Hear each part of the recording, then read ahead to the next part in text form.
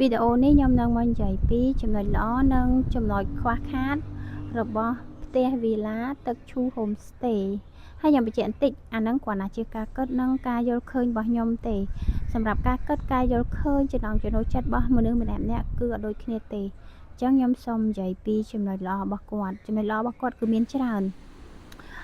ទី1គឺខ្ញុំចូលចិត្តទេសភាពកន្លែងរបស់គាត់ទេសភាពកន្លែងរបស់គាត់គឺថាស្អាតខ្លាំងខ្ញុំចូលចិត្តបរិយាកាសបែបហ្នឹងយើងអាចអង្គុយមើលទេសភាពព្រៃភ្នំហើយស្ដាប់សលេងទឹកហូរបែបធម្មជាតិបែបហ្នឹងគឺខ្ញុំចូលចិត្តខ្លាំងហើយទី2គឺការរៀបចំមិនថាការរៀបចំកន្លែងញ៉ាំបាយកន្លែងកតុបគេងឬក៏កន្លែងកតុបទឹកអីទេគឺថា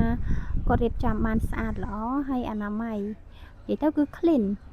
មិនមែនថា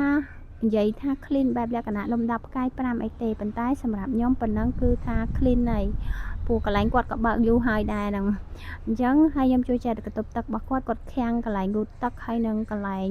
បត់ជើងលុបមុខអីវាដាច់ពីគ្នាអញ្ចឹងពេលយើងចូលទៅអត់សើមជើងប្រតិតាហើយមួយទៀតមិនថាយើងញ៉ាំបាយអីតុខាងក្រៅឬក៏តុខាងក្នុងអីទេពេលយប់យើងញ៉ាំបាយរាយប៉ាយបែបហ្នឹងគឺបុគ្គលិកគាត់រៀបចំស្អាតទាំងយប់ហ្មងគាត់រៀបចំឲ្យទាំងយប់ហ្មងហើយបើថាគ្រឿងសមុទ្រវិញយើងកំងគ្រឿងសមុទ្រគឺថា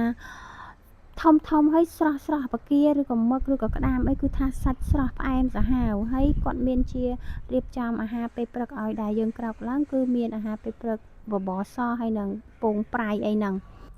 ឥឡូវមកនិយាយពីចំណុចខ្វះខាតរបស់គាត់វិញម្ដងចំណុចខ្វះខាតអត់មានអីច្រើនទេ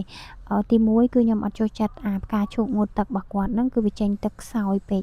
ចេញទឹកខ្សោយរហូតដល់ថ្នាក់យើងពិបាកក្នុងការងូតទឹកអញ្ចឹងងូតទឹកម្ដងគឺវាយូរខ្លាំងហើយអីដែលសំខាន់ហ្នឹងគឺម៉ាស៊ីនទឹកក្តៅហ្នឹងគឺយើងបើកអត់បានទេគឺវាឆក់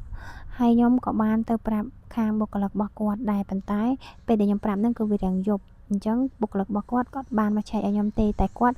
ថាចាំគាត់មកឆែកឲ្យតែក៏ស្ងាត់តែអត់បានមកឆែកអញ្ចឹងណាអញ្ចឹងអីដែលខ្ញុំរិះគន់ហ្នឹងគឺខ្ញុំគ្រាន់តែចង់ឲ្យគាត់អាសាឆែកមើលប្រព័ន្ធភ្លើងនិងម៉ាស៊ីនទឹកក្តៅនឹងឲ្យបានល្អព្រោះការពាររឿងអាក្រក់កើតឡើងដែលយើងនឹកស្មានមិនដល់ទៅកាន់ភ្ញៀវអីចឹងណាគឺអាហ្នឹងបញ្ហាសំខាន់ណាភ្លើងនិងទឹកហ្នឹងគឺវាឆក់អញ្ចឹងហើយអត់មានម៉ាស៊ីនផ្លុំសក់ខ្ញុំជួយចិត្តកក់សក់អត់មានម៉ាស៊ីនផ្លុំសក់គឺវាពិបាកអីចឹងណាអញ្ចឹងបងអូនបើចិនជាចង់ទៅលេងអីកុំភ្លេចដាក់ម៉ាស៊ីនផ្លុំសក់ទៅផងហើយនិយាយទៅសម្រាប់ខ្ញុំកន្លែងរបស់គាត់គឺខ្ញុំឲ្យពិន្ទុ8លើ10ហើយខ្ញុំនៅតែនិយាយបានថាកន្លែងរបស់គាត់ល្អហើយខ្ញុំនៅតែចូលចិត្តកន្លែងរបស់គាត់